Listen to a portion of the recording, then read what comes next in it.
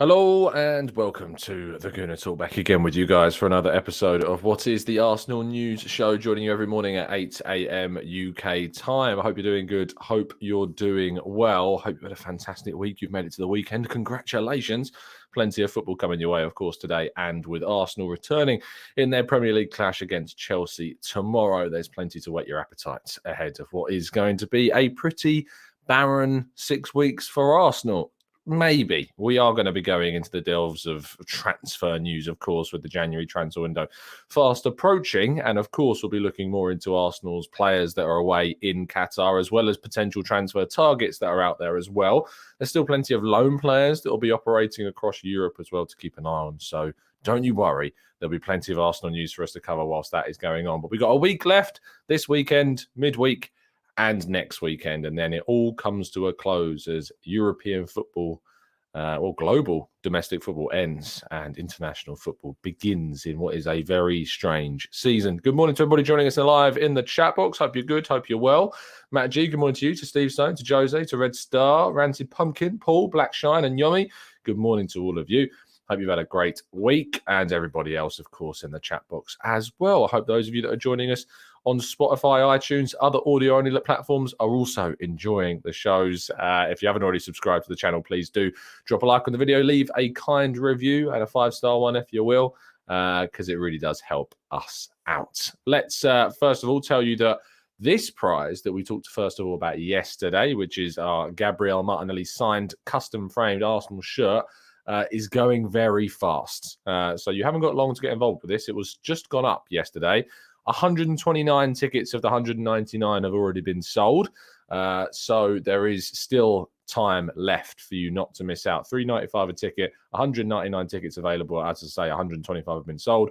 Within those 199, there is the chance to win an instant prize of a signed Alexander Zinchenko shirt, a signed Granit Xhaka framed Arsenal montage, and some credit for future prizes as well. Make sure you get involved and don't miss out. You can go and watch our, I don't know why that says Arsenal Zurich, but you can go and watch our Arsenal against Chelsea preview, which will be on your screens very so shortly. It won't be because actually I can't change it. But you can go and watch the Arsenal Zurich preview if you like, but you know what happens in the one. But you can go and watch our Arsenal Chelsea preview, which we recorded yesterday evening. The train strike that was set to disrupt games in midweek, especially Arsenal's games against Brighton, has been suspended, which means that you should be able to get to the games. Now, however, do not take my words as gospel. Please do check with your local travelling agencies and authorities about how and where your travel systems are running. But the RMT train strike has been suspended, and so therefore it should mean that we should have a good crowd, basically, at a game where initially it looked like we weren't going to have a good crowd. So do, as I say, check your travel arrangements before you set off. If you are planning on going to the Arsenal-Brighton game in the Carabao Cup on Wednesday. So there you go on that one.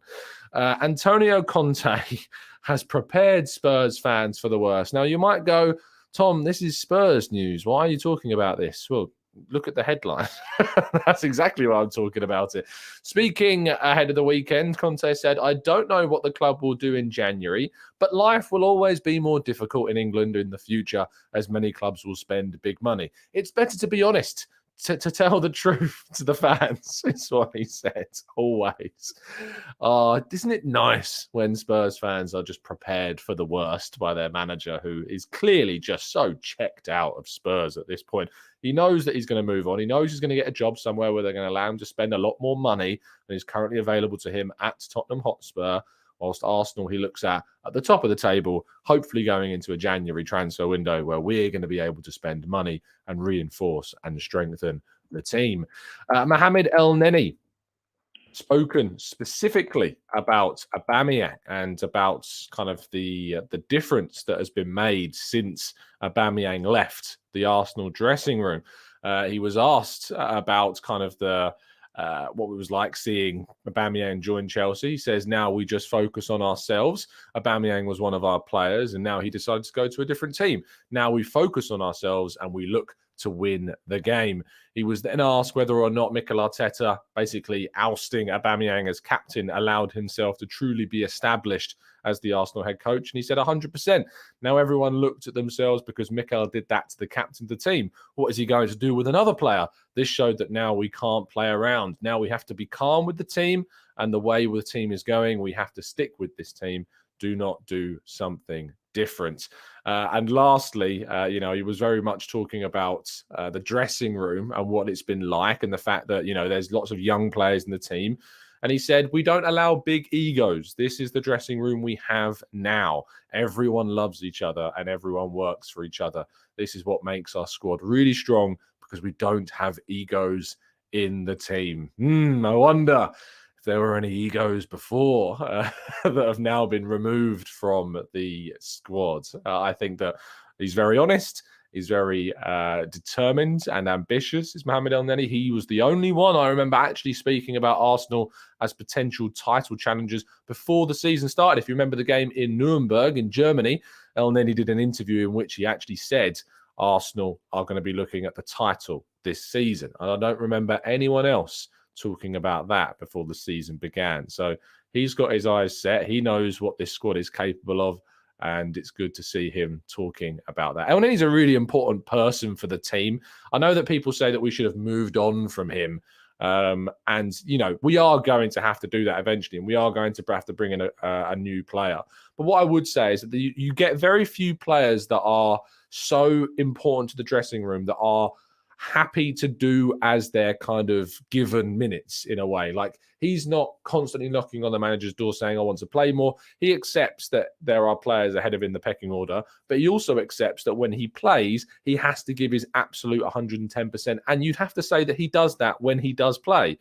I really like Mohamed Elneny, and I think that he's been a very important part of the Arsenal squad over the last few years. And I hope at least we can see him play a few more times in a really positive way for the Gunners before this season ends and his contract finishes. I think there is an extension option for another year, but we'll have to wait and see if Arsenal indeed decide to take that up. Now, David Ornstein has been talking about Reiss Nelson's contract situation over on The Athletic. He says, and despite not being able to give too much information out about it, he says that he's, in short, heard nothing regarding a potential renewal.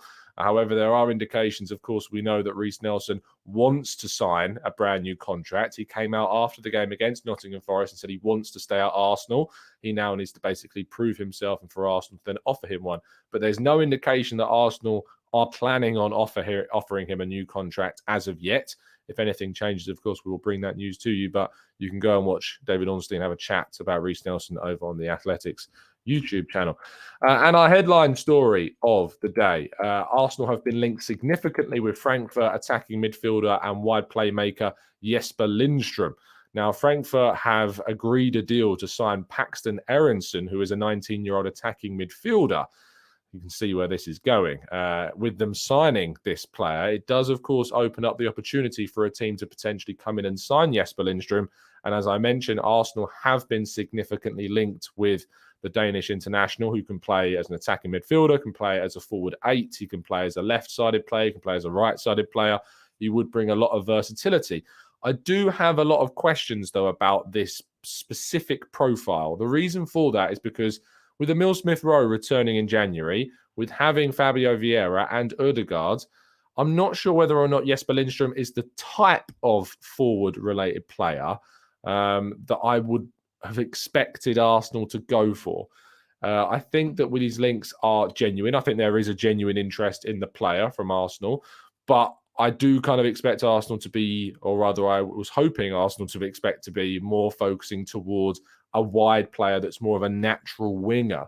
So I think that that's where Arsenal's head should be. They're certainly being linked heavily with, as we know, Mykhailo Mudryk, and we expect a potential move may be made for him in the future. We'll have to wait and see.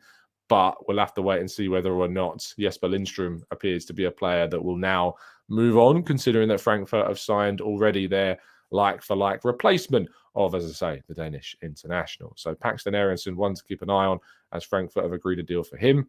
we'll have to see if this changes anything in the future. And that does complete all of today's stories. As I say, you can go and watch our preview of the Arsenal-Chelsea game for tomorrow on the channel. We recorded that last night. But we are going to move now to part 2 and your questions in the chat box right after this.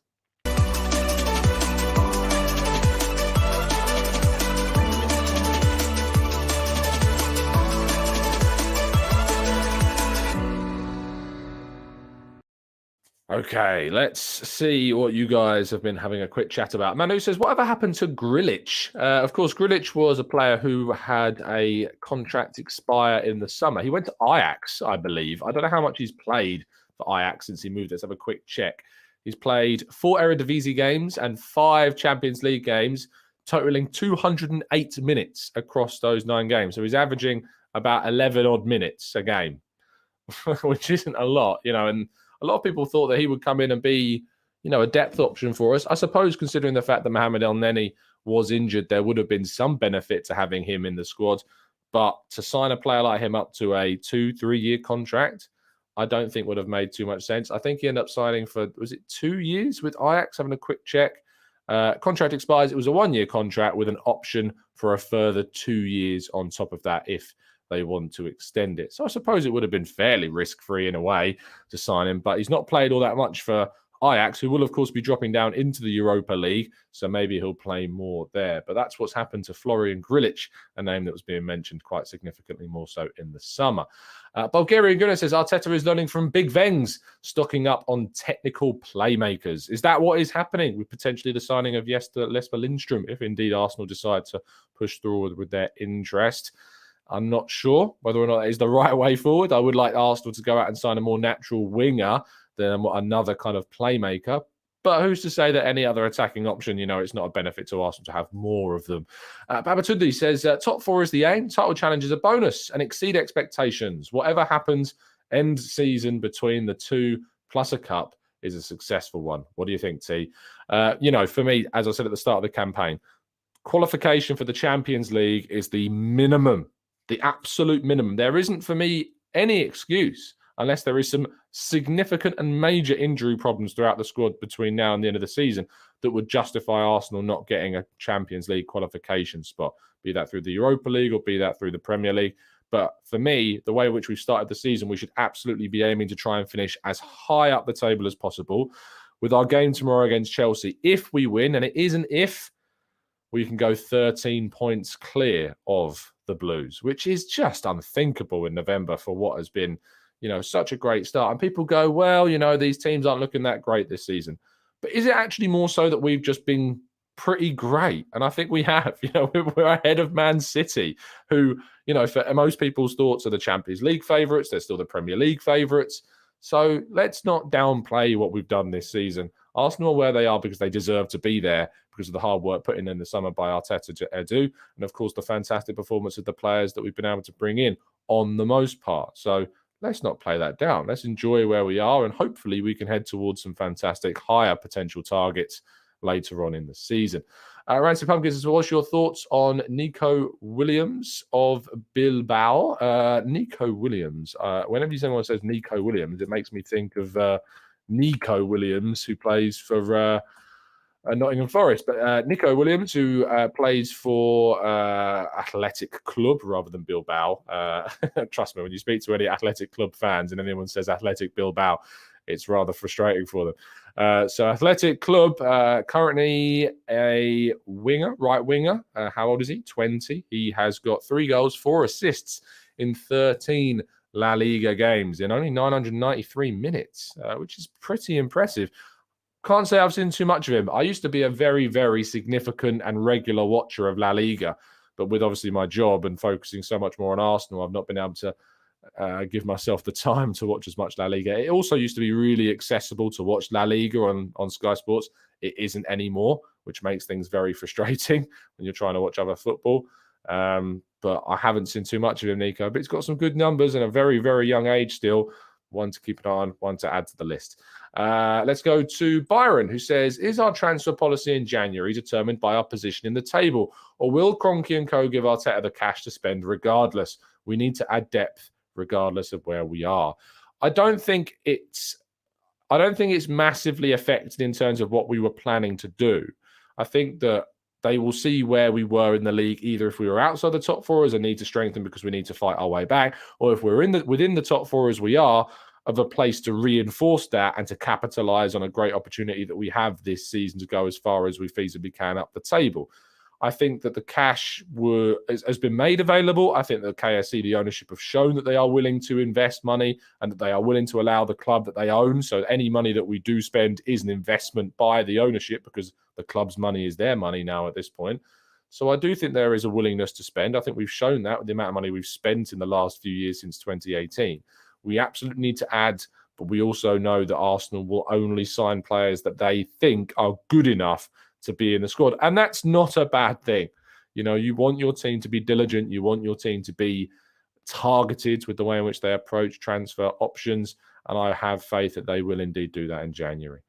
GGT Review says, Tom, what are your thoughts on the Aubameyang Chelsea promotional advert? It's a little bit cringe. It puts more pressure on Chelsea, which is never a bad thing. And I reckon BT Sport were buzzing to get that as well. Because, you know, as soon as you get Aubameyang saying that, it's great.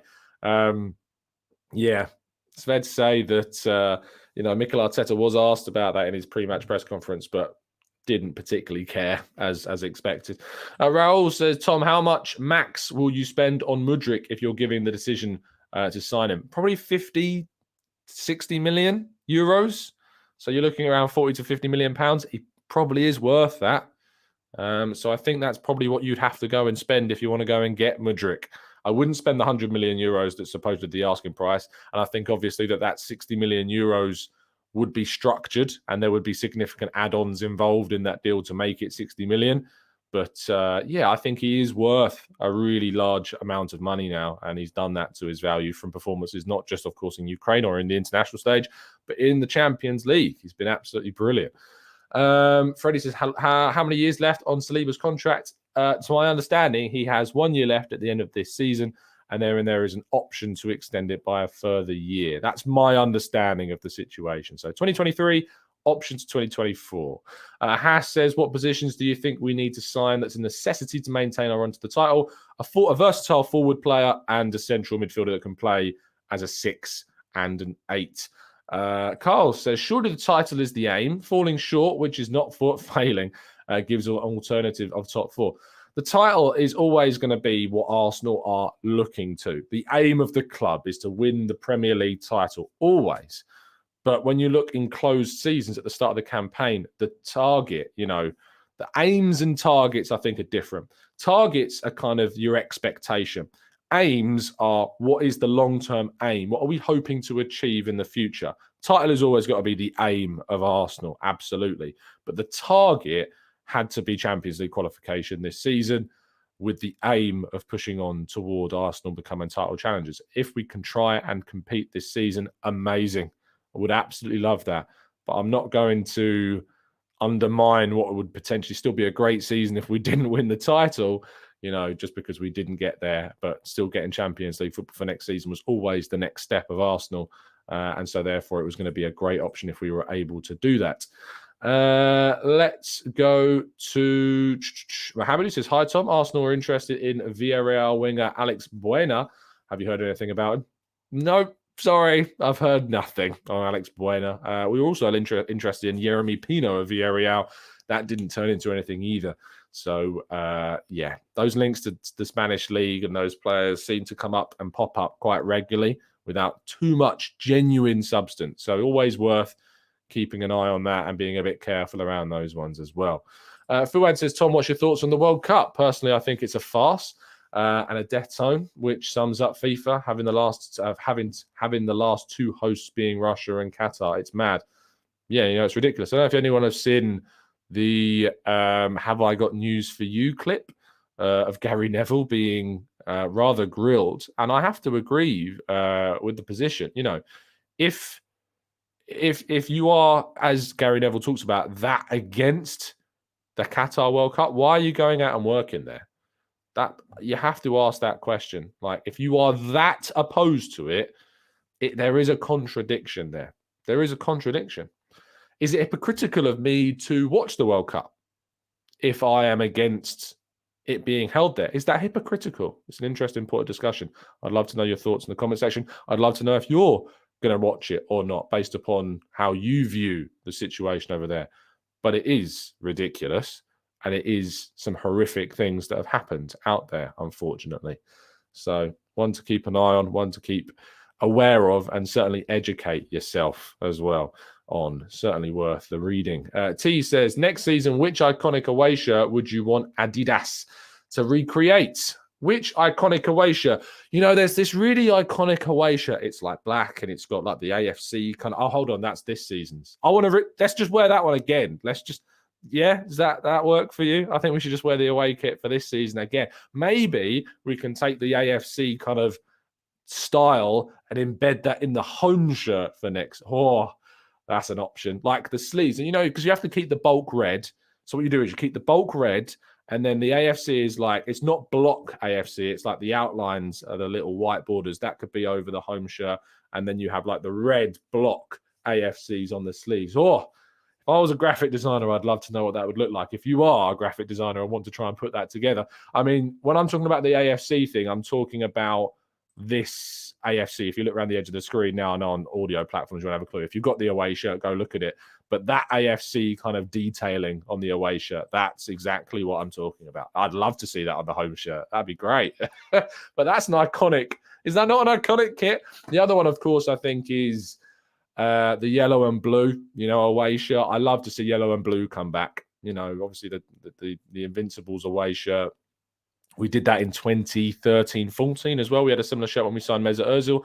I love it when we had that yellow and blue. That was great. So, yeah, potentially. A gold and blue JVC kit, says T. Potentially that's an option. So there you go. There's lots of iconic kits in the past that Arsenal could try and recreate.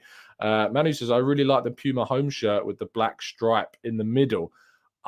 You know, for me, Puma never really made too many good ones, if any, really. I'm so glad we're not with Puma anymore, Manu. I'm so happy that we're not with them because they just didn't create that great a kits, to be honest, at all.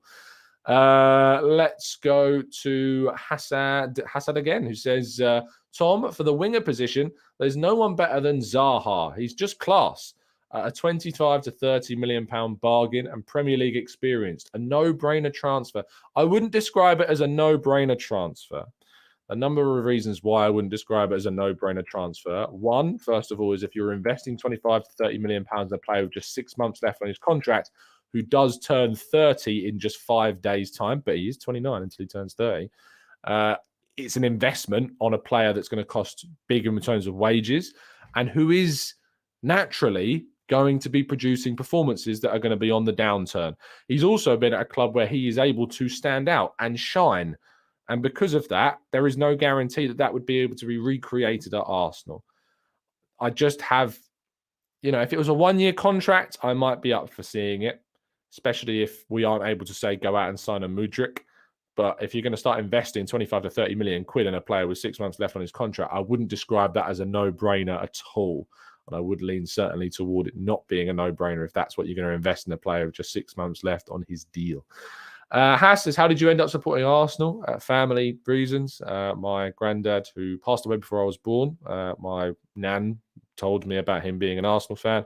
So I took it from there. I didn't get to my first Arsenal game until I was about 18 because just couldn't afford to go when I was younger. My dad's a Gillingham fan.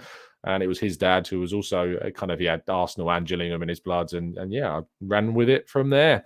Did go watch a lot of Gillingham games when I was younger because, of course, it was, nearby and cheap to go and watch. So football's always been a huge part of my life, but Arsenal have always been the team. The game I remember most, like from my youth, which I would have been, to make people feel really old, 10 years old when the 2005 FA Cup final against Man United, in which we drew 0-0 and Vieira scored the penalty.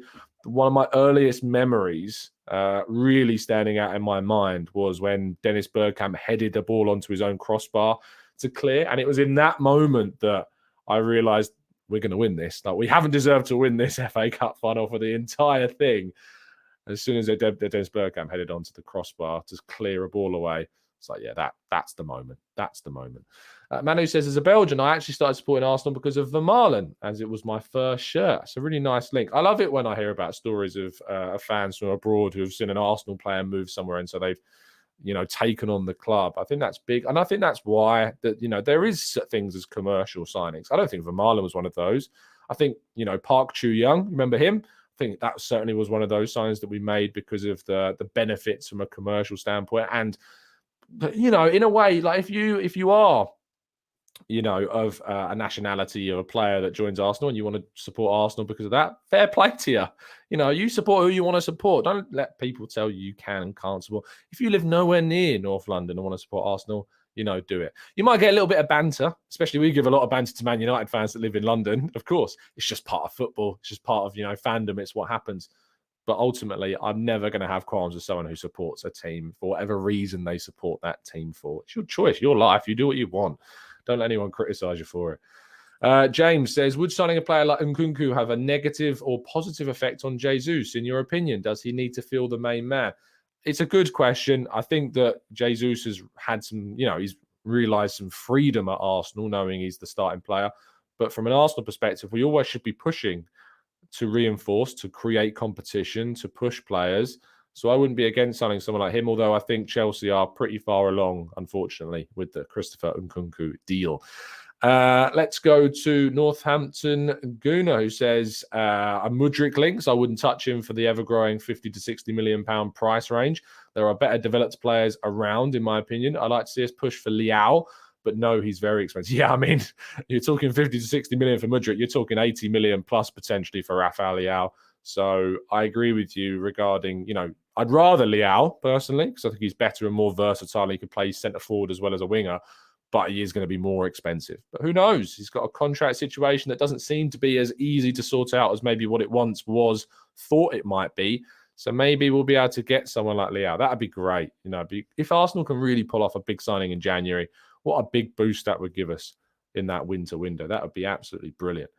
Let's go to Rancy Pumpkin, who says, I support Arsenal because of the group stage back in 2006.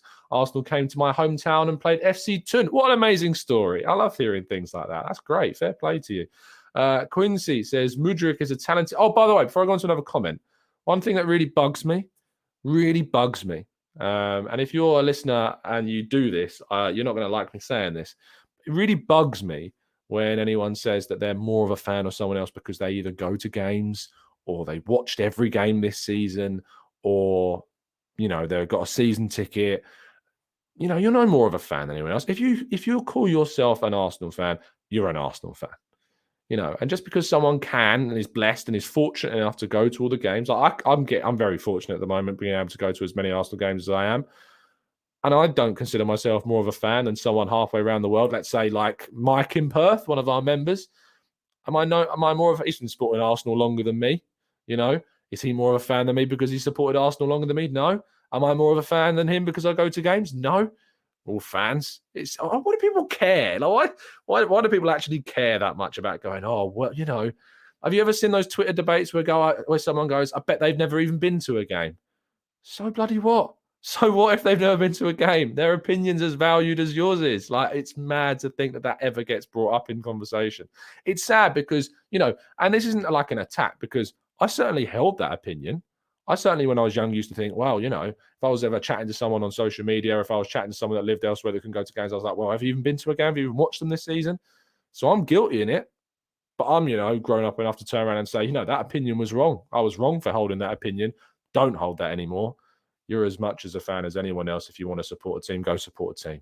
If you want to change a team, I wouldn't personally do it.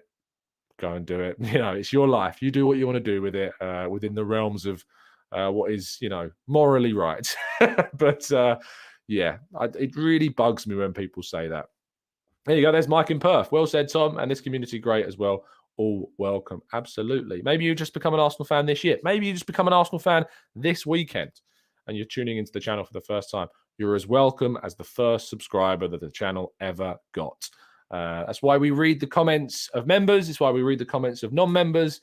I don't discriminate between people who have a membership. What I will say I sometimes am very unconsciously aware of doing is if I see names in the chat box that I recognize because they pop up a lot, I think, what's the word I'm looking for? Subconsciously, I may lean towards picking those questions. It's not intentional. It's just the way my brain works. So apologies if you ever feel like I'm never reading out your comments or questions. It's certainly not intentional. But yeah, I really try and read through as many comments from as many different people as I can in the chat boxes. The Walking Man says 100% agreed. Fans all over the world are still fans. I grew up in London, but still only been to the Emirates once. Doesn't make me less of a fan. Absolutely. Steve says, I'm a 45-year-old armchair fan. Only ever seen Arsenal live 5 times. Harvey says, many of us live in other countries and too expensive to go and watch the games. Yeah, absolutely. It's just one of my bugbears, really. I just hate it whenever I see anyone having a debate on Twitter and they're like, have you ever been to a game? So what? So what if they've not been to a game? It doesn't matter. They might know more about football than you do. It's mad. It's mental that ever gets talked about. Janesh says, I got access to watching Premier League games in India in the early 2000s. Man United fans were all around and I wanted a rival to do well. I used to like Leeds as well, but stuck with Arsenal. I remember when I was younger, I used to like watch other teams. It used to be Man City. I used to watch Man City with Samaras and be like, I hope Man City do well. And now I hate them. It's just funny how things were. And you're always younger. You always watch other teams. It'd be like if you ever played FIFA and you're like, right, you can't use the team you support because that's now boring. So who else are you going to go to? I remember using Man City with Samaras up front. And Stephen Ireland in midfield scoring long shots from range. It's just little things like that. Support teams who you want to support, follow who you want to support. I followed Red Bull Salzburg for a long time just because I really enjoy seeing kind of the development of the young players coming through. Do what you want to do. Simple as that. Anyway, that was a nice end. That was a nice little topic to finish today's morning show. I'll be back tomorrow morning, of course, with the last one. Will I be back tomorrow morning? I think so. Yeah, no, I won't be. The reason why I'm not doing a show tomorrow morning is because we've got a midday kickoff in the Chelsea game, which means that I actually start work at 8. So I'm not going to be able to do the morning show tomorrow. In reaction to that, I probably will end up doing a show in the evening. So we will not have a morning show tomorrow. So I will leave a comment in the community tab. But there won't be a show tomorrow morning at 8 a.m. because we've got a 12 midday kickoff, which means I start work at 8 a.m. So I can't do the show. But what I will do is, of course, there will be a match reaction show over on the Arsenal Way, which I'll be doing. And then I will do a reaction to the Chelsea game in the evening. I might see if I can get a couple of guests for that as well. We'll see what happens. But I look forward to seeing you guys enjoy what will hopefully be a big game tomorrow. Manu says, a viewing recommendation from today. That's a great question. It is football day, being Saturday. Let's have a quick look at the games that are on around the world, or rather around Europe, because my knowledge of world football is nowhere near as much. There's FA Cup today. I'll definitely go and try. If you're a local, you can get down to an FA Cup game. Definitely go and do that if you're here in the UK. Let's have a look at La Liga. Barcelona are going to smash Almira, obviously. Getafe Cadiz, rather. It's an interesting one. Bundesliga. Again, Hertha Bayern Munich. That might be an interesting game. Hoffenheim Leipzig. Serie A. Anything big in Serie A? Atalanta Napoli. That's probably the biggest clash in Europe on the continent anyway. Yeah, because Liga, nothing really going on there. Anything in the Eredivisie? No. So MLS. Oh, MLS final tonight, 8 p.m. That's certainly worth watching. So yes, the MLS Cup tonight's LAFC against, I want to say Philadelphia Union, I think. So yeah, certainly that would be my tip for today. If you're going to watch a game, 8 p.m. UK time tonight, MLS Cup. Go and watch it. Do love a little bit of MLS. It's always interesting watching some of the old players. Carlos Vela, of course. So I think I'm going to be supporting LAFC. Sorry for our Philadelphia Union listeners, but it's the Arsenal connection there that's going to certainly take us towards that.